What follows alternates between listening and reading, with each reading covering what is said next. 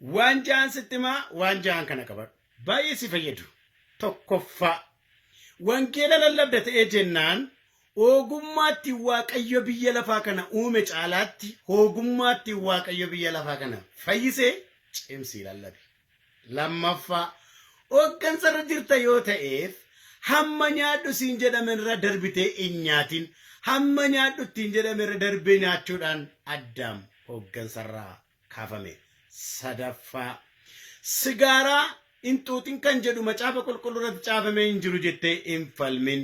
Waaqayyo gaafa si uume sigaaraa tuutituu siin jedheera ta'e karaa arriba'u yookaan cismaa'uchaa asirra sii kaa'a ture. Arfaffaa dhukkubbii garaatiif bishaan qofaan fayyadamin wayiniis dhugi malee jedheera jettee dhugaatii nama macheessu afaan keetiin hin qabin. Sababiinsaa akkuma yeroo midhaan nyaattu naafa si faa'uudhaaf hambo'aa, kookaa, spiraayitii fayyadamtu kan gorfamedha. Sababiinsaa garbuumatu biiraa ta'a, garbuumatu kilittoo ta'a. Dammatu daadhii ta'a, dammumatu birzii ta'a. Wayinii isa jedhu bichaan furatin wayinii danfeef wayinii hin danfin adda baafadhu malee.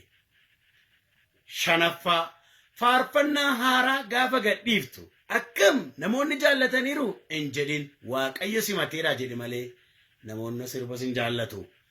Ja'affaa biyya lafaa kana keessa yeroo jiraattu jabeessitee irra hin taa'in bor deemuu dandeessa ati keessummaadha. Ani obboleessa keessa Iyyoob yaadataati. Naa jiraadha mayyuu.